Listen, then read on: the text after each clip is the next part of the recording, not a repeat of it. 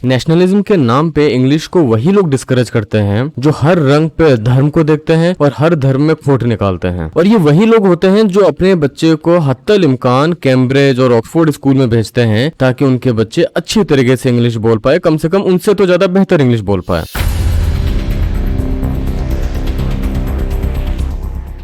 अस्सलाम वालेकुम दोस्तों, आप चाहे इस बात को खुशी से कबूल करें या कबूल ना करें, हकीकत यह है कि इंग्लिश एक मायार बन गई है। इंग्लिश एक पेरीमीटर बन गई है जिसकी बुनियाद पे हम ये फैसला कर लेते हैं कि सामने वाला एजुकेटेड है, पढ़ा लिखा है, उसकी बातें सुननी चाहिए, क्या उसकी बातों में कोई वेटेज है। हम उसकी पूरी की पूरी एजुकेशन और पर्सनैलिटी को जज करने लग जाते हैं just on the basis of English. अब हम मुसलमान हैं और हम प्रोग्रेसिव माइंडसेट वाले मुसलमान हैं, यानी हम दुनियावी एतबार में और आखिरत के बार में बेहतरीन करना चाहते हैं, उम्मत की खिदमत करना चाहते हैं, दीन की खिदमत करना चाहते हैं। इसलिए हमारे लिए ये बहुत ज्यादा एसेंशियल है कि हर वो चीज, हर वो नॉलेज हम एक्वायर करें जो हमें दीन की खिदमत में और हमारी पर्सनैलिटी डेवलपमेंट में हमारी मदद करे। फॉर एग्जाम्पल, अगर कोई शख्स हमारे सामने बहुत ही अच्छी उर्दू बोल रहा होता है तो हम ये समझने लगते हैं कि ये इस बंदे का दीन के साथ कनेक्शन है, दीन के साथ इसकी रगबत है, ये एसोसिएटेड है इस्लामिक एक्टिविटीज के साथ। और अगर उसकी बातों में बीच बीच में अरबिक भी आ जाती है, यानी कुरान की कोई आयत है या हदीसों को वो अरबिक में कोट करने लग जाता है, तो हम ये समझते हैं कि ये बंदा आलिम है, यानी उसकी लैंग्वेज से हम उसको जज कर रहे हैं। अगर आप मेरी इस बात से मुत्तफिक है और आप स्पोकन इंग्लिश को इंप्रूव करना चाहते हैं अपने लिए, अपने बच्चों के लिए, तो मैं इस वीडियो में आपको ना बहुत आसान टिप्स ऐसे बताऊंगा जिसको इम्प्लीमेंट करना बहुत आसान है, लेकिन अगर आप लॉन्ग टर्म में इसका इस्तेमाल करते रहेंगे तो इंशाअल्लाह आपकी स्पोकन इंग्लिश बहुत ही अच्छी हो जाएगी। चलिए शुरू करते हैं। Tip number 1, learn sentence formation. अब किसी भी लैंग्वेज में जब आप बात कर रहे होते हैं तो उसके ग्रामर एक तरफ है, लेकिन जब हम किसी से कुछ कम्युनिकेट करना चाहते हैं तो सही मायने में अल्फाज का कनेक्शन कैसे होता है, वर्ड्स को हम ज्वाइन कैसे करते हैं, किस तरीके से एक सेंटेंस का फॉर्मेशन होता है, वो चीज सीखना जरूरी होता है। और वो चीज आएगा रीडिंग से। आप अपने पसंद का बुक उठाइए, फॉर दैट मैटर हम अभी इंग्लिश की बात कर रहे हैं तो इंग्लिश में इंटरेस्टिंग बुक्स उठाइए, ऐसे किताब जिसको पढ़ के ना आपको बोरियत फील ना हो, ऐसे बहुत ज्यादा कॉम्प्लिकेटेड बुक मत उठाइए, आसान किताब उठाइए। अब देखिए कि एक्चुअली सेंटेंस का फॉर्मेशन कैसे किया जा रहा है। जितना आप पढ़ेंगे आपका दिमाग खुलेगा, और ये चीजें ग्रामर पढ़ने से नहीं आती है, ये चीजें किताबें पढ़ने से आती है। तो टिप नंबर 1 है कि खूब किताबें पढ़िए, और किताबें पढ़ने का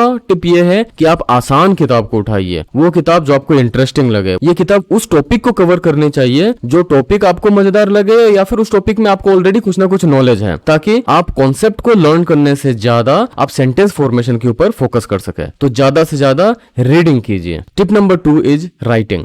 अब आप कहेंगे कि हम जब स्पोकन इंग्लिश की बात कर रहे हैं तो इसमें राइटिंग का क्या रोल है? बहुत ज्यादा एसेंशियल रोल है। रीडिंग में आपने क्या किया, आपने देखा, आपको ना एक आइडिया आया किस तरीके से सेंटेंस फॉर्मेशन होता है, लेकिन जब तक आप उसको प्रैक्टिकली इंप्लीमेंट नहीं करेंगे तब वो चीजें वजूद में नहीं आती हैं। और जब आप कुछ चीजें लिख रहे होते हैं तब आप एक्चुअली सेंटेंस का फॉर्मेशन कर रहे होते हैं, और ये सेंटेंस फॉर्मेशन के दौरान आपको ये समझ में आता है कि किस तरीके से हम कम्युनिकेटिव इंग्लिश है, जो कम्युनिकेटिव लैंग्वेज है, कि I was wondering if you are agree with this or not. तो ये चीजें जब हम लिख रहे होते हैं तब हमें समझ में आता है कि प्रैक्टिकली कैसे हो रहा है। अच्छा, अब जब लिखने की बात आ रही है तो ये ना कोई एकेडमिक राइटिंग की बात नहीं कर रहा हूँ, बहुत ही आसान तरीका है कि आप डेली डायरी लिखिए, जिसमें वो डायरी जो सिर्फ आप ही पढ़ेंगे, आपकी डायरी आप खुद पढ़ रहे होंगे, आप ही उसको जज करेंगे। आपके अंदर में एक फियर नहीं होना चाहिए कि इसको कोई जज करने वाला है, इसको कोई एग्जामाइन करने वाला है, नहीं, बल्कि आप लिखेंगे, आप ही पढ़ेंगे, गलतियां होंगी, कोई बात नहीं, आप उसको लिखते जाइए। आप आज से डायरी लिखना शुरू कीजिए, और 1 साल तक जब आप डायरी लिखेंगे, अगले साल का जब आप डायरी परचेज करेंगे तब आप देखेंगे कि 12 महीने पहले मेरे सेंटेंस फॉर्मेशन कुछ अलग था और अब मेरे सेंटेंस फॉर्मेशन में कुछ चेंजेस हो गया है। अच्छा, ये जो राइटिंग है इसको आप टाइपिंग से रिप्लेस भी कर सकते हैं, क्योंकि टाइपिंग इज न्यू राइटिंग। अब फ्यूचर में ना सिर्फ टाइपिंग ही होगी, लिखना बहुत ही रेयर होने वाला है। हाँ, तो आप ये कर सकते हैं कि आप सेंटेंस फॉर्मेशन टाइपिंग के थ्रू भी कर सकते हैं, जिसमें आपको ग्रामरली और दूसरे एप्स आपकी मदद करता है कि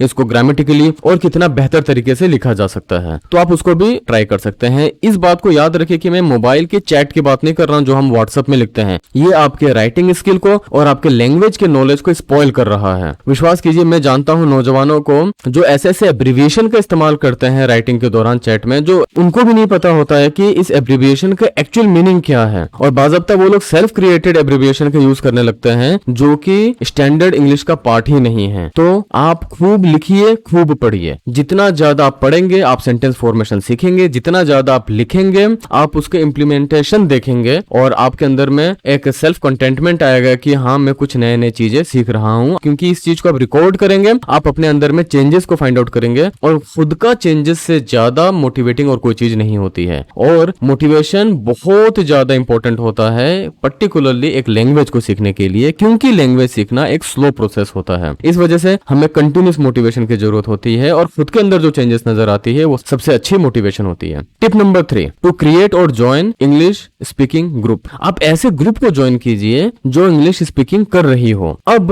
रेदर कि आप किसी एक्सपर्ट कम्युनिटी को ज्वाइन करें जहां पे आपको अंदर में अगेन ये फियर आएगा कि लोग मुझे जज करेंगे। अच्छा, ये जो है ना हमारी इंडियन मेंटेलिटी है, हम चाहे कितना भी बोल लें या कोई मोटिवेशनल स्पीकर बोले कि अरे आप शर्माइए नहीं, लोग कह रहे कहने दो, ऐसा नहीं होता है। हमारा साइकोलॉजी ऐसा ही है कि हम हमेशा ये समझने लगते हैं कि लोग हमें जज तो नहीं कर रहे हैं। ये इंडियन मेंटेलिटी है। हम अपने बच्चों की शादियां तक कर देते हैं सिर्फ इस बेसिस पे कि लोग क्या कहेंगे। तो लोग क्या कहेंगे is a very big factor. आप अगर उसको क्रैक कर सकते हैं माशाअल्लाह, तो ये पॉइंट आपने स्किप ही कर दिया एज गुड एज। लेकिन 90% ऑफ द पीपल इस बात को एक्सेप्ट करेंगे कि लोग क्या कहते हैं ये आपको बहुत ज्यादा मैटर करता है। अब फॉर दैट मैटर कि ये आपको मैटर करता ही है तो क्यों ना आप ऐसे ही ग्रुप को ज्वाइन करो जिनकी इंग्लिश कच्ची कच्ची है। और इस तरह का ग्रुप को ज्वाइन करने के लिए जोश टॉक एक बहुत अच्छा ऐप है। अब ये कोई पेड या प्रमोटेड वीडियो नहीं है, लेकिन जोश टॉक को क्योंकि मैंने खुद यूज किया है और मुझे पता है कि किस तरीके से ये काम करती है। आप इसका सब्सक्रिप्शन लेते हैं, फिर रैंडम लोगों को कॉल लगता है, आप उनसे रैंडम बातें कर सकते हैं। कंडीशन ये कि आप इंग्लिश में ही बात करते हैं इसमें। उसी तरीके से कैमली भी बहुत अच्छा ऐप है, इसका भी आप इस्तेमाल कर सकते हैं। इसमें आपको एक्सपर्ट का गाइडेंस भी मिलता है। मैंने किस तरीके से अपने इंग्लिश को इंप्रूव किया था, ऑल्दो मैं केवी का पढ़ा हुआ हूँ और वैसे तो वो एक इंग्लिश मीडियम स्कूल है, लेकिन आज से 20 साल पहले केवी वैसी नहीं थी जैसी आज है। जब हम पढ़ाई कर रहे थे, एटलीस्ट हमारे स्कूल में तो ऐसा होता था कि सारे के सारे सब्जेक्ट को एक्सप्लेन टीचर हिंदी में ही किया करते थे। हमारे फिजिक्स, केमिस्ट्री, मैथमेटिक्स ये सारे के सारे इंग्लिश में ही इनके फॉन्ट होते थे, टेक्स्ट बुक होते थे, लेकिन एक्सप्लेनेशन वो हिंदी में ही होती थी। इवन हमारे जो इंग्लिश टीचर होते थे वो इंग्लिश को भी हिंदी में ही पढ़ाते थे, क्योंकि हमें अच्छी से इंग्लिश नहीं आती थी। जब मेरा स्कूलिंग खत्म होने को था, मेरा इंग्लिश ऑब्वियसली बहुत ही वीक था और ये वो टाइम था जब नया नया मोबाइल फोन इंडिया में आया था।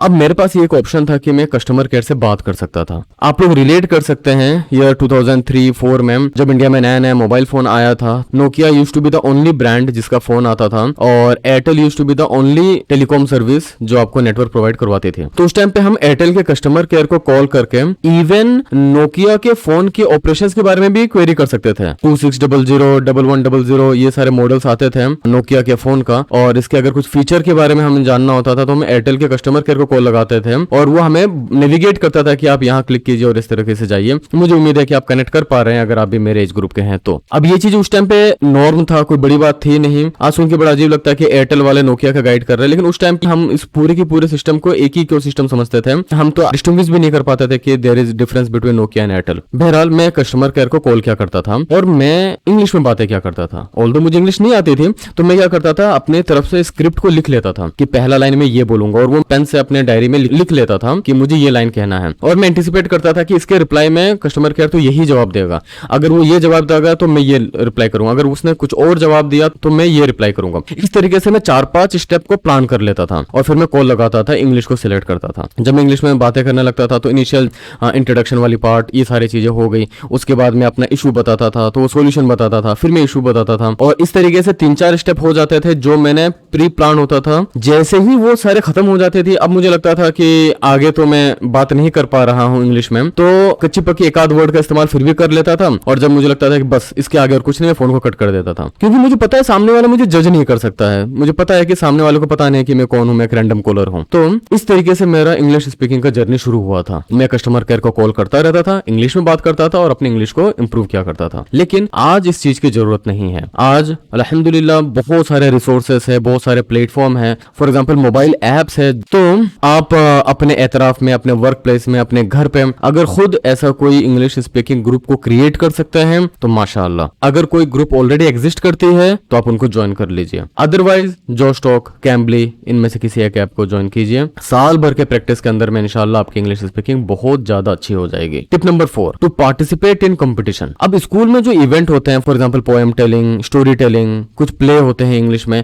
इन सब में ना पार्टिसिपेट कीजिए और कोशिश कीजिए कि इंग्लिश में क्राउड को एड्रेस करने का। आप कोई मीटिंग में है तो आप उस मीटिंग में इंग्लिश में एड्रेस कीजिए। हैं। आप अगर तबलीगी जमात से अगर आप कनेक्टेड है तो वहाँ पे ट्रांसलेटर की जरूरत होती है, आप एज ए ट्रांसलेटर जाके ज्वाइन कीजिए। जमात इस्लामी हिंद के किसी प्रोग्राम का कोऑर्डिनेटर बन सकते हैं। दीन के कोई भी काम अगर हो रहा है तो उसको आप ऑर्गेनाइज कर सकते हैं। आप कुछ ऑनलाइन मीटिंग हो सकती है, यानी जो भी इवेंट हो रही है आपके एतराफ में, अगर वो इंग्लिश में हो रही है तो अपने आप को वॉलंटियर कीजिए और उसमें पार्टिसिपेट कीजिए। शुरू शुरू में आप बिल्कुल स्क्रिप्टेड बातें ही करेंगे, पूरी की पूरी स्क्रिप्ट आपकी हो सकता है कि ना 1 घंटे का प्रोग्राम है, पूरी स्क्रिप्ट को आप लिखेंगे और देख देख के ही आप बोलेंगे। शुरुआत तो ऐसे ही होगी। धीरे धीरे धीरे धीरे आप देखेंगे कि मैं स्क्रिप्ट लिख के तो लेके जा रहा हूं, लेकिन मुझे स्क्रिप्ट की तरफ देखने की जरूरत नहीं पड़ रही है। आप उस स्टेज को इंशाल्लाह अचीव कर लेंगे। लेकिन जब तक आप इस तरह के चीजों को शुरुआत नहीं करेंगे तब तक आप इस चीज को अचीव नहीं कर पाएंगे। सीधी सी बात है, आप अगर वेस्ट की तरफ चलेंगे तभी आप वेस्ट में पहुंचेंगे। अगर आप वेस्ट की तरफ चलेंगे नहीं और बैठ के देखते रहेंगे वेस्ट की तरफ, आप वेस्ट में कभी नहीं पहुंच सकते। As simple as that. तो आपने क्या करना है, अगर आप स्टूडेंट है तो स्कूल के इवेंट में पार्टिसिपेट कीजिए। देखिए, आपके जो ऑडियंस है ना, वो हमेशा चाहते हैं कि आप सक्सेसफुली एक चीज को डिलीवर कर पाए। ऑडियंस कभी भी नहीं चाहते हैं कि आप स्टेज में आके कुछ कह रहे हैं, मॉर्निंग असेंबली में कुछ कह रहे हैं और आप अच्छे से बोल ना पाए और लोग आपके ऊपर हंसे। ऐसा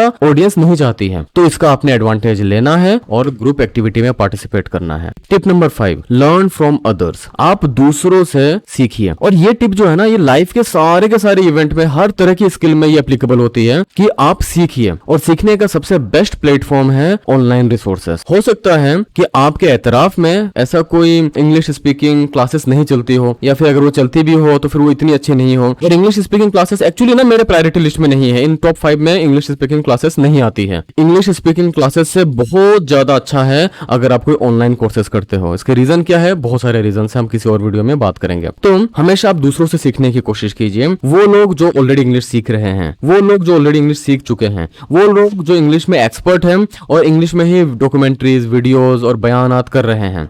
इसके लिए सबसे आसान क्या, शुरुआत कीजिए यूट्यूब वीडियो से। आप इंग्लिश में डॉक्यूमेंट्रीज देखना शुरू कीजिए। यूट्यूब में इंग्लिश डॉक्यूमेंट्री देखिए सबटाइटल के साथ, और आप देखिए कि वो लोग किस तरह के लैंग्वेजेस का इस्तेमाल कर रहे हैं। जब आप रीडिंग कर रहे हैं तो आप किताब में पढ़ रहे थे, जब फर्स्ट स्टेप था आप किताब में पढ़ रहे थे कि किस तरीके से सेंटेंस फॉर्मेशन हो रहा है। अब जब आप 5th लेवल में आ गए हैं तो आप देख रहे हैं कि किस तरीके से वो बोल रहे हैं, उसमें उनका एक्सप्रेशन किस तरीके से जाहिर हो रहा है और आप भी कैसे इसको समझ पा रहे हैं। इस बात का खास ख्याल रखिए कि जब भी आप कोई ऐसा कंटेंट को पढ़ रहे हैं या कोई कंटेंट देख रहे हैं या सुन रहे हैं तो आपके इंटरेस्ट का कंटेंट होना चाहिए। आप अगर टॉपिक ही बोरिंग उठाओगे तो फिर आप कंटिन्यू नहीं कर पाओगे लंबे समय तक, और चूंकि आप लंबा समय तक उसको कंटिन्यू नहीं कर पाओगे तो इससे आपका वो टॉपिक तो हैम्पर होगा ही और अल्टीमेटली आपका इंग्लिश लर्निंग भी हैम्पर होगा। आप ऑनलाइन कोर्सेस ले सकते हैं, बहुत सारे पेड एंड फ्री कोर्सेस होते हैं। और अगर आप बयानात सुन रहे हैं तो मैं रिकमेंड करूंगा कि आप मुफ्ती इस्माइल मेंग साहब का बयानात को सुनिए। बहुत ही साफ सुथरी और आसान इंग्लिश का वो इस्तेमाल करते हैं। वो ऐसा इंग्लिश का इस्तेमाल करते हैं कि आप जैसे थोड़ा सा बेसिक इंग्लिश सीख लेंगे तो आप उनकी बयानात को समझ पाएंगे। और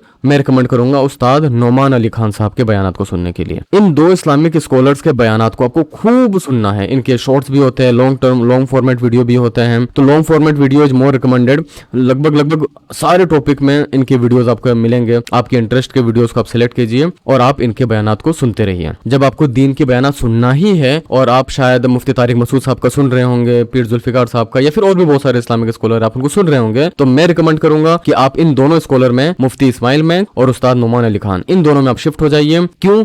नंबर 1, ये ऑथेंटिक इस्लामिक स्कॉलर है, ये बहुत सही बात कहते हैं। और दूसरा रीजन ये है कि ये इंग्लिश में बात करते हैं, और इंग्लिश में बात करने वाले स्कॉलर तो और भी बहुत सारे हैं। मैं क्यों इनको रिकमेंड कर रहा हूं? क्योंकि इनकी इंग्लिश बहुत ही ज्यादा आसान है, इनकी इंग्लिश को समझना आपको बहुत ज्यादा इजी होगा। तो ये 5 स्टेप्स मैंने आपको बताए हैं स्पोकन इंग्लिश को सीखने के लिए। 3 स्टेप है बेसिक लेवल का, 2 स्टेप है एडवांस लेवल का। Reading, writing, joining a English speaking group, participate in competition and to learn from others. उम्मीद है कि ये वीडियो आपको कुछ काम आएगी, आप सीखेंगे। आप जरूर इंग्लिश को सीखिए, अपने बच्चों को सिखाइए और इसको दीन समझ के सीखिए। हर वो काम जब हम नियत कर लेते हैं कि ये काम हम अल्लाह के दीन की खिदमत के लिए कर रहे हैं तो वो इबादत बन जाती है। अल्लाह के रसूल सल्लल्लाहु अलैहि वसल्लम ने भी लैंग्वेजेस को सीखने के लिए प्रमोट किया, मोटिवेट किया। अल्लाह के रसूल सल्लल्लाहु अलैहि वसल्लम ने फॉरेन लैंग्वेज को अपने सहाबा को सिखवाए हैं। तो आज के डेट में दीन की खिदमत करने के लिए, कंप्यूटर में एक्सपर्टीज के लिए, नेशनल लेवल पे, इंटरनेशनल लेवल पे अगर कोई भी काम आप करना चाहते हैं, इंग्लिश इज मोस्ट एसेंशियल। जरूर इंग्लिश को सीखिए और इंग्लिश का रीडिंग, राइटिंग, स्पोकन इंग्लिश, हर लेवल के इंग्लिश को सीखिए और एक प्रोग्रेसिव मुस्लिम माइंडसेट को डेवलप कीजिए कि इंग्लिश को सीखते हुए आप अपने आखिरत को बिल्डअप कर रहे हैं। बजाहिर आप इंग्लिश सीख रहे हैं, हकीकत में आप नेकियां कमा रहे हैं। मिलते हैं अगले वीडियो में with call to action. nation having a progressive Muslim mindset. Assalamu alaikum wa rahmatullahi wa barakatuh.